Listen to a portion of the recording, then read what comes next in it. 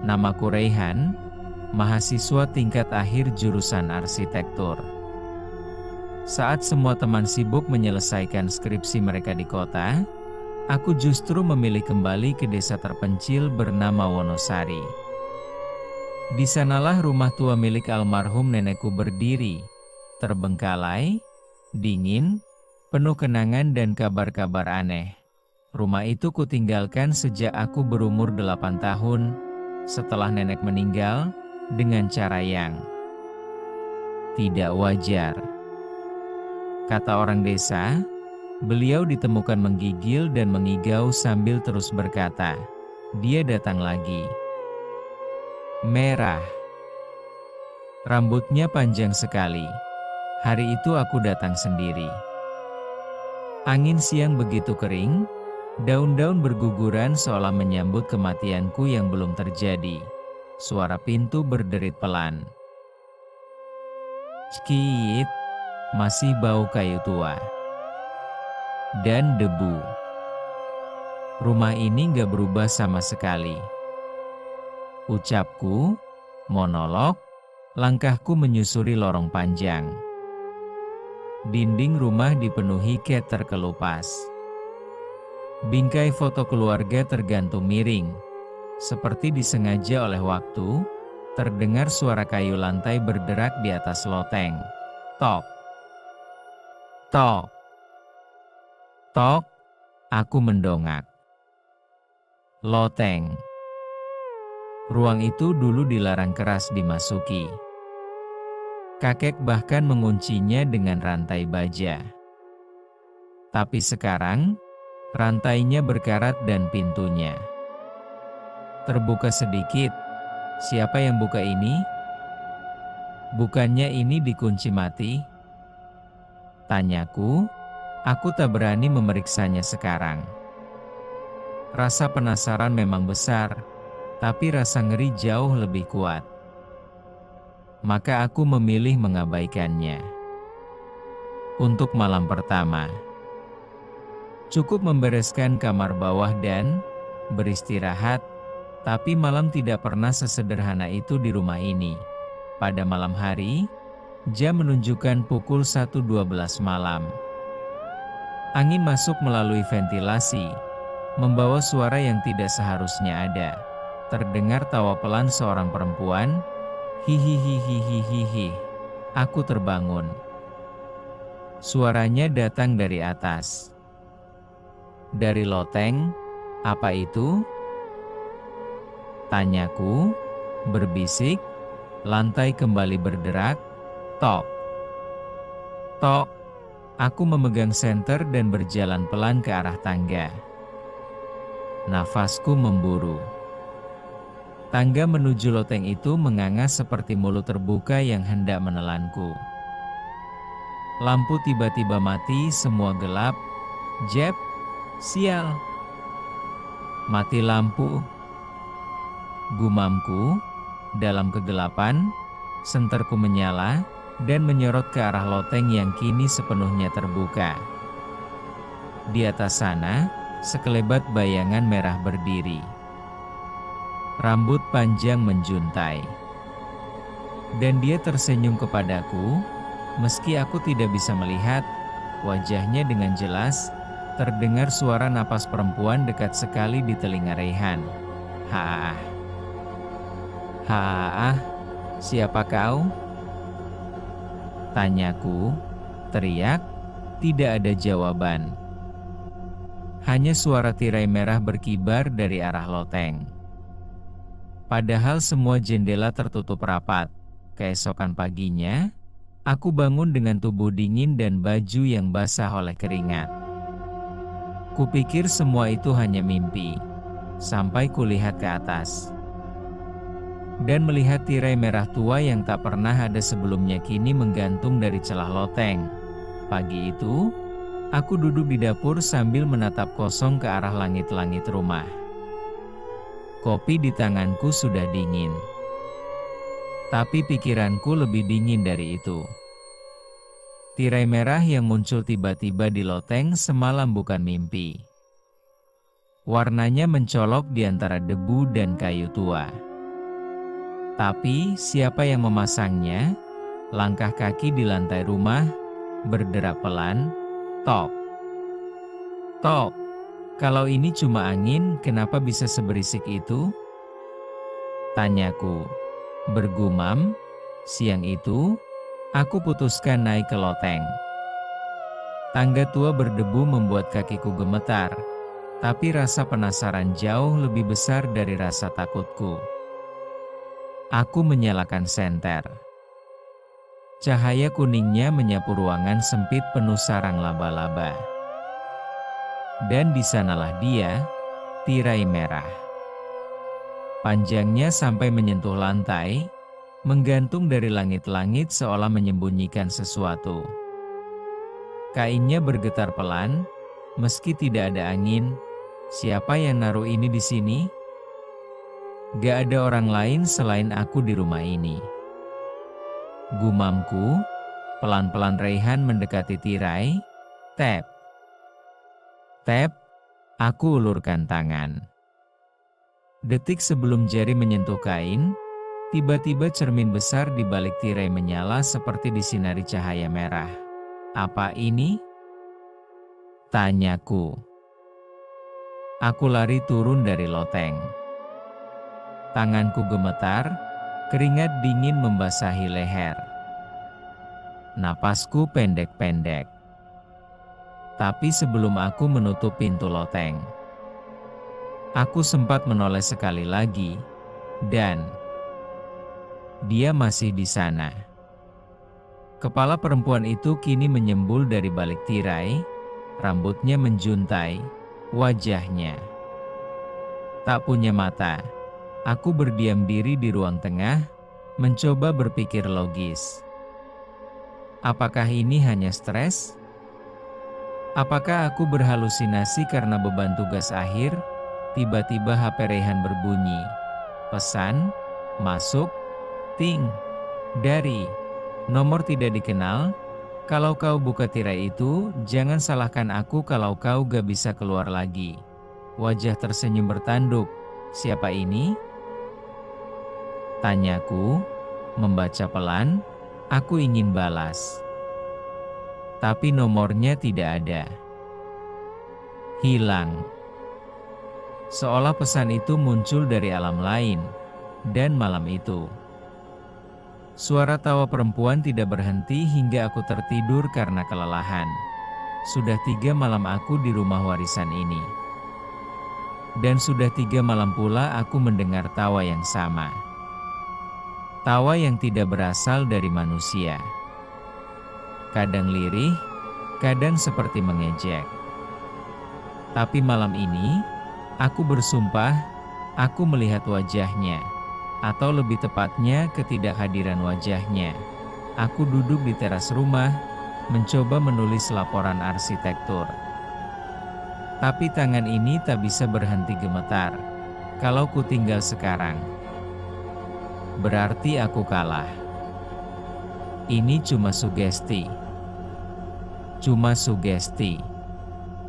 Ujarku, monolog pelan, suara jangkrik dan ayam kampung terdengar normal. Tapi tiap kali aku menatap loteng, perutku mual. Aku merasa dia masih menatapku dari sana. Aku mencoba menonton film di laptop untuk mengalihkan pikiran. Lampu sengaja kupasang semua. Tapi tetap saja, hawa rumah ini dingin. Tidak seperti angin. Lebih seperti keberadaan. Tiba-tiba terdengar ketukan di jendela kamar. Tok. Tok. Tok. Apalagi? Ujarku, kaget. Dengan enggan, aku melangkah ke jendela. Perlahan, ku tarik tirainya. Dan di luar, hanya bayangan. Bayangan perempuan berdiri diam. Berbaju merah. Rambut panjang. Tapi tidak punya wajah. Astaga. Ucapku, mundur pelan. Perempuan itu tak bergerak. Tapi seolah tahu aku menatapnya. Tiba-tiba, senyum lebar terlukis di tempat wajahnya seharusnya berada, dari sisi ke sisi. Tanpa mata, tanpa hidung. Hanya senyum, tawa kembali terdengar, kali ini dari dalam kamar.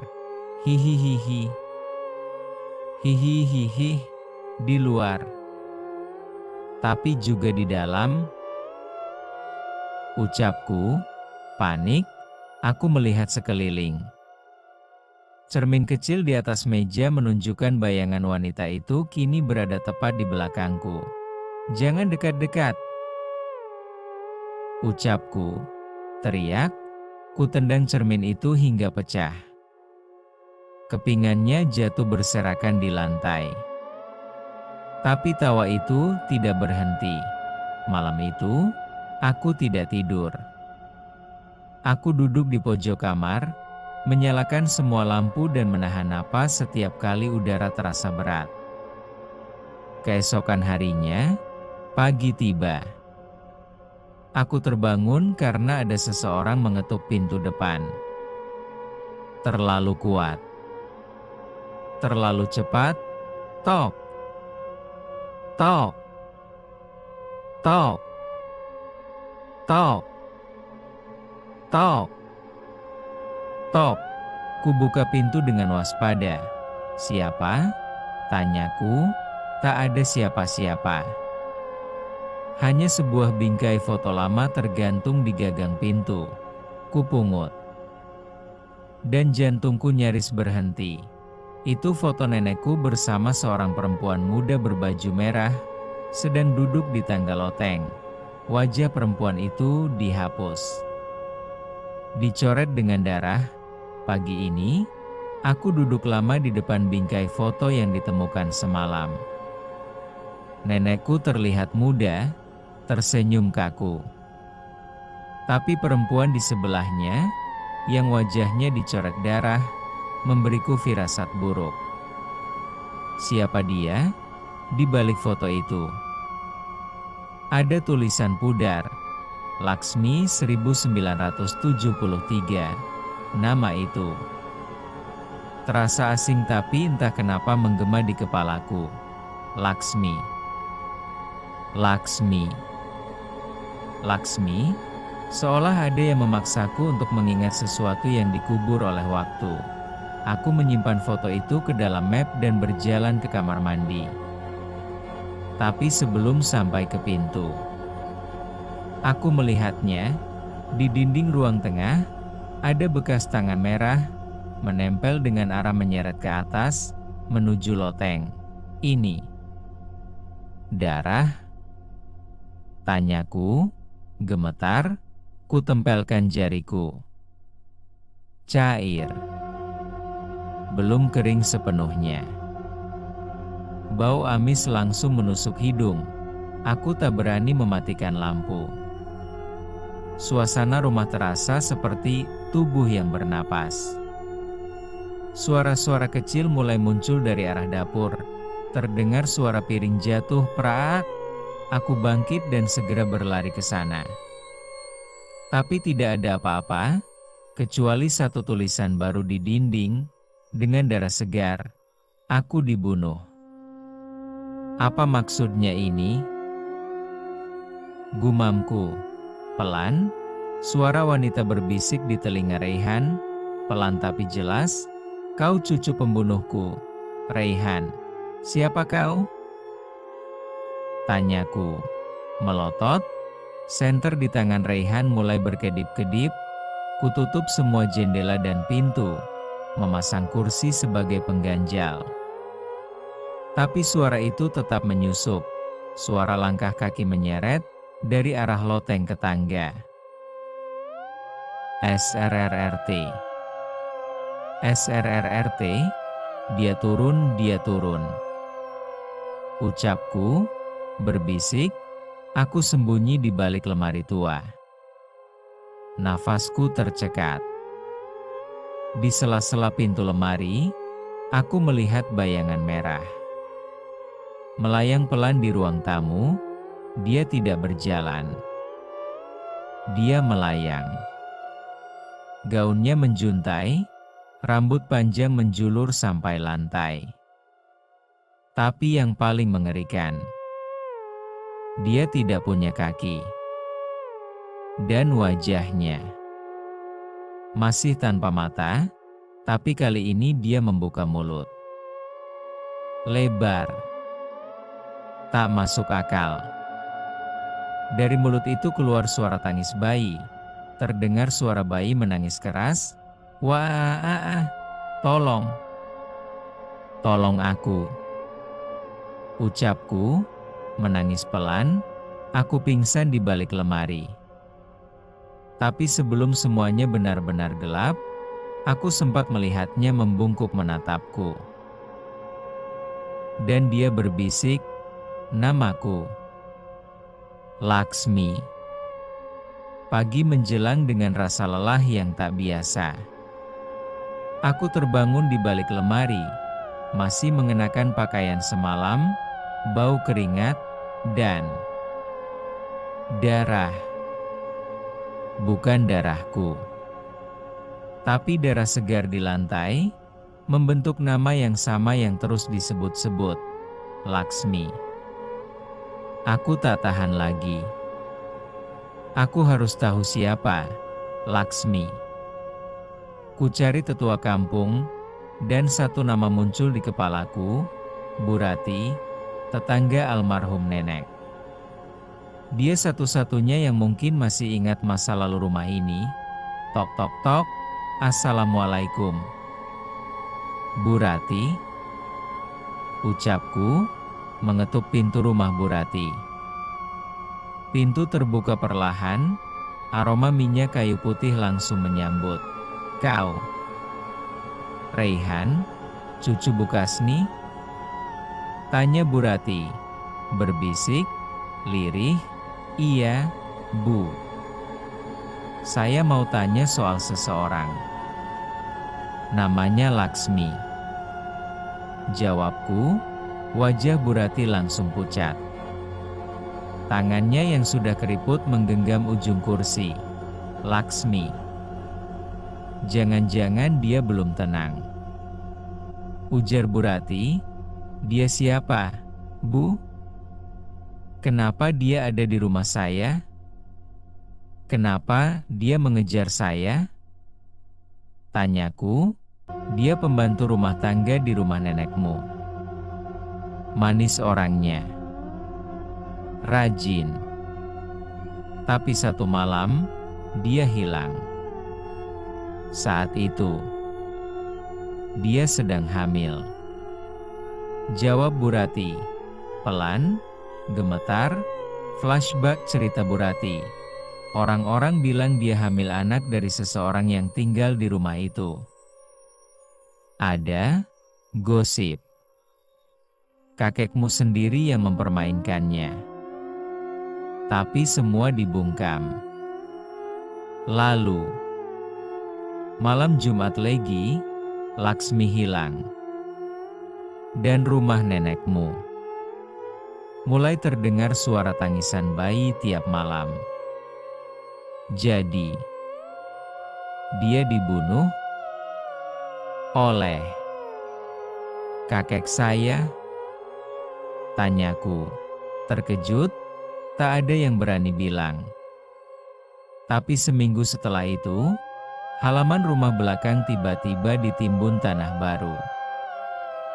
Dan loteng dikunci rapat. Jawab Bu Rati, apa ada orang yang tahu di mana dia dikubur? Tanyaku, menggertakkan gigi, kalau dia memang dikubur. Pasti di sana.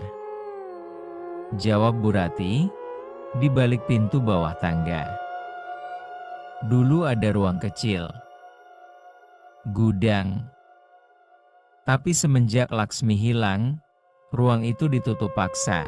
Malam harinya, aku pulang dengan pikiran kalut. Dendam ini bukan karena iseng. Ini dendam berdarah. Dan aku adalah warisan dari pelaku dosanya. Kupandangi tangga rumah yang mengarah ke ruang bawah. Debu menebal. Tapi mataku kini melihat bekas garis pintu. Pintu yang sudah ditutup rapat bertahun-tahun. Laksmi, kalau kau terkubur di situ, aku akan temukanmu. Gumamku, berbisik pada diri sendiri. Suara angin berhembus dari bawah lantai. Hahaha. Dan sebelum aku menutup mata malam itu, aku mendengar suara nyanyian. Suara perempuan, pelan dan sedih. Lagu Nina Bobo. Bersambung ke part selanjutnya. Terima kasih kepada teman-teman semua yang sudah menonton dan menyimak juga mendengarkan cerita ini. Wabillahi taufiq wal hidayah. Wassalamualaikum warahmatullahi wabarakatuh.